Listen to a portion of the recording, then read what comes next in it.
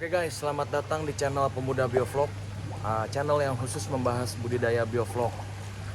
Ya, ikan nila sih ya, terususnya. Jadi budidaya ikan nila dengan sistem biovlog yang diperuntukkan untuk pemula. Oke.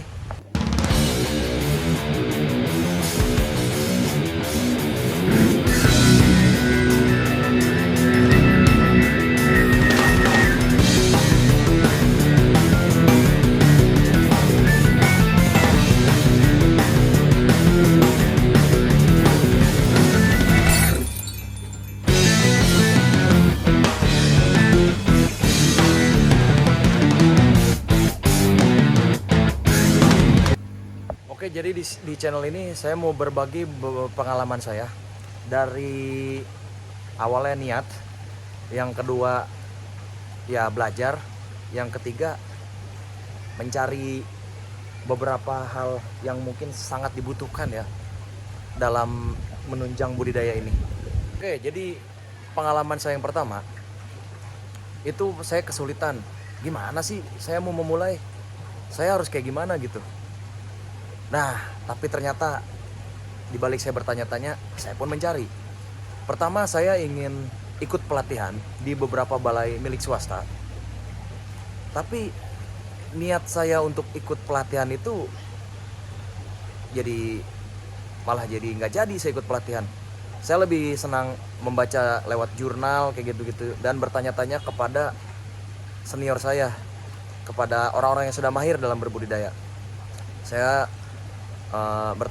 bertanya-tanya dari awal hingga dia bisa panen yang menguntungkan gitu. Saya lebih banyak ke arah sharing dan bertanya. Jadi jangan malu untuk bertanya. Untuk kalian yang mau memulai budidaya, pokoknya jangan malu deh buat nanya-nanya. Apalagi ya, kalian jangan males-males buat belajar deh. Harus rajin mencari-cari jurnal atau mencari-cari ilmu yang sekiranya bakal menunjang nanti untuk kalian memulai budidaya biovlog. Ya, karena selain membutuhkan modal, kalian pun membutuhkan minat. Kalian harus minat dulu, harus suka dulu sama biovlog gitu. Ya karena memang biovlog ini tergolong lebih kompleks gitu. Walaupun sebenarnya nggak sesulit itu setelah sudah berjalan ya. Nggak sesulit yang dipikirkan dan dibayangkan gitu. Tidak. Biovlog itu asik kok. Benar-benar asik sumpah kalau biovlog itu. Tapi memang untuk pemula, apalagi saya, pengalaman saya waktu itu ya, saya tuh bingung. Gimana sih belanja ini di mana? Terus apa aja sih? Harus kayak gimana sih spek ikannya? Terus kayak gimana pakannya nanti gimana? Atau kan formulanya gitu harus kayak gimana? Ya, itu akan ketemu bila kalian mau belajar. Oke, jadi yang pertama, saya tuh pertama membangun ini dulu. Membangun atapnya dulu. Ya, tapi sebelum membangun atap, saya ukur dulu berapa kira-kira tanah yang akan saya gunakan dan kira-kira ukuran kolam berapa ya yang akan saya gunakan itu untuk berbudidaya. Karena memang bingung saya di awal pun, saya harus pakai diameter berapa ya, diameter 3 ya cukup sih, diameter 4 wah takut kebesaran, apalagi saya pakai dua maksudnya 2 kolam diameter 4, pakai diameter 2 kecil deh. Terus gimana enaknya ya? Nah, pertama saya ukur dulu lahan yang mau digunakan. Kebetulan lahan yang saya gunakan ini cukup untuk menampung 2 kolam ikan diameter 4. Jadi ya sudahlah, saya bangun atapnya dulu. Kemudian saya mencari jasa, bukan jasa sih ya, jasa sih termasuknya sih, jasa perakit sekaligus yang menjual satu set paket untuk kolam bundar diameter 4. Nah ya pada saat itu saya langsung memesan 2 kolam diameter 4. Nah, setelah kolam diameter 4 ini terbangun, saya kembali bingung lagi. Airnya gimana ya? Dari mana airnya? Sedangkan beberapa senior saya gitu, beberapa orang yang sudah berpengalaman itu bilang ke saya pakai air PDAM karena airnya sudah jernih gitu. Sudah bagus airnya. Tapi dari situ saya berpikir bahwa saya mungkin masih bisa memanfaatkan apa yang ada di sekitar saya. Nah, saya manfaatkanlah air sumur. Walaupun memang mungkin air sumur itu ada endapannya ya, beda dengan air PDAM yang murni sangat bersih. Dan untuk benih, saya di sini menggunakan benih monosek ukuran 9 sampai 12 cm atau mungkin biasa Orang-orang di marketplace sana bilangnya 2 jari, ukuran 2 jari ke atas ya, itu untuk budidaya sistem bioflok ini. Dan ada beberapa sumber yang menyatakan bahwa dalam budidaya bioflok ini bisa pada tebar sekitar 100 sampai 120 per meter kubik ya. Tapi di sini karena saya pemula, saya memulainya dari 100 ekor per meter kubik. Jadi total ikan dalam kolam diameter 4 ini ada 1.200 ikan.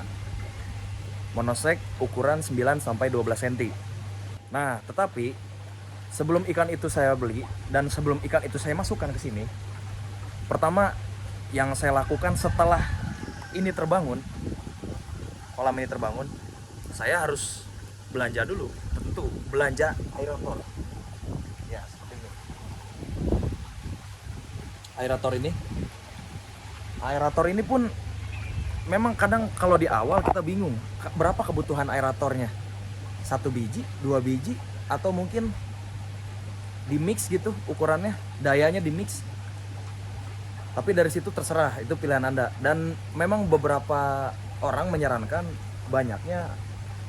ke saya ya, terutama ke saya menyarankan menggunakan Resun LP200 gitu. Saya sudah bertanya kepada 3 orang pembudidaya senior saya lah, saya anggap ya, pembudidaya senior gitu.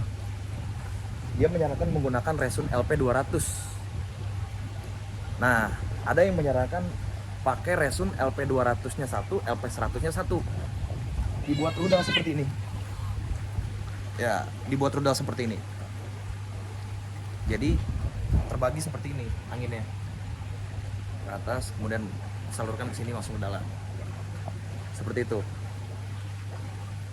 Pertama saya membeli 1 Resun LP200, tapi karena saya punya rasa takutnya selama budidaya, di pertengahan budidaya nanti ada kerusakan. Akhirnya saya memutuskan untuk beli 2 Resun LP200-nya, jadi saya pakai 2 biji Resun LP200. Ya, kemudian kebingungan saya selanjutnya, setelah Resun ini dibeli, terus saya harus setup aerasinya seperti apa? Nah, untuk setup aerasi ini, saya pun bertanya kepada senior saya. Akhirnya senior saya memberikan saya beberapa ilmu dari kebutuhan apa saja yang dibutuhkan untuk setting aerasi ini. Seperti ini. Hingga ya akhirnya bisa saya buat seperti ini. Saya melihat beberapa contoh dari senior saya. Dia menggunakan Uniring. Jadi Uniring ini ada di dalam ya, menggelembung itu. Nah, seperti ini. Menggelembung seperti itu. Nah, itu di bawahnya pakai Uniring. Jadi Uniring ini belinya tuh bukan satuan atau bagaimana ya, tapi memang meteran gitu. Jadi harus dipotong lagi. Saya beli ini total berapa? Lupa saya berapa meternya. Pokoknya disesuaikan dengan kebutuhan waktu itu. Tapi saya minta dilebihin karena sebenarnya di sini saya pakai 12 titik Uniring. Aerasi ya, 12 titik aerasi. Jadi satu aerasinya ini Uniringnya diameter 60 cm. Ya, dipotong kemudian disambung dengan keni T bentuknya, yaitu biasanya pembelian Uniring itu ada yang jual 1 paket dengan keni T-nya itu. Ya, kalau itu sih sebenarnya opsional ya. Kalian mau seperti apapun ya sah-sah saja gitu. Namun kalau saya menggunakan cara yang diajarkan oleh senior saya. Dalam kolam diameter 4 ini menggunakan 12 titik.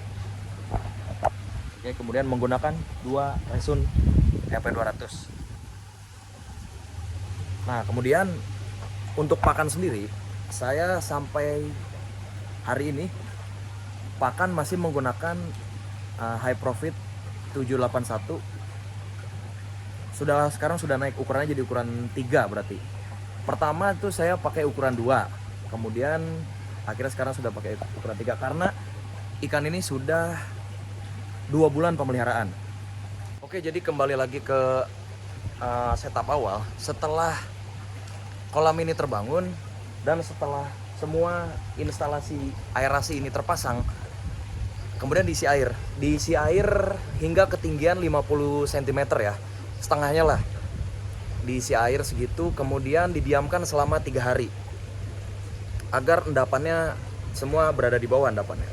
Karena ya kalau pakai air tanah memang biasanya ada endapannya, beda dengan pakai air PDAM gitu, itu lebih bersih.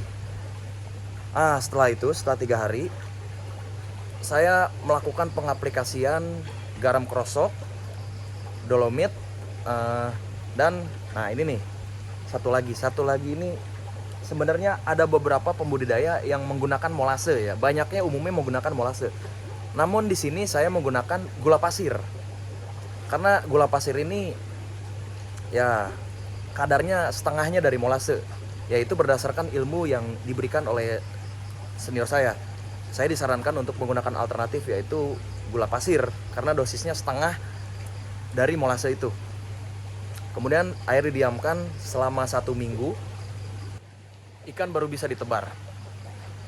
Jadi memang kalau bioflok ini tidak asal isi air full kemudian diisi ikan ya. Kalau yang sudah mahir mungkin dia pengaplikasian biofloknya setelah ikannya ada di dalam kolam. Tapi karena di sini saya pemula dan saya sebenarnya menceritakan pengalaman saya dalam video ini. Jadi ya seperti itulah pengalaman saya sebagai pembudidaya pemula. Pantengin terus channel ini ya, besok-besok saya akan upload terkait budidaya saya. Saya seorang pemula yang mencoba untuk berbudidaya sistem bioflok. Oke, semoga ilmu ini bermanfaat dan semoga video saya juga bisa mengangkat semangat Anda untuk para pemula-pemula yang masih bingung bioflok tuh kayak gimana sih, harus kayak gimana. Ya semoga awalan saya bisa membuat Anda semangat untuk memulai budidaya. Sampai jumpa di video berikutnya.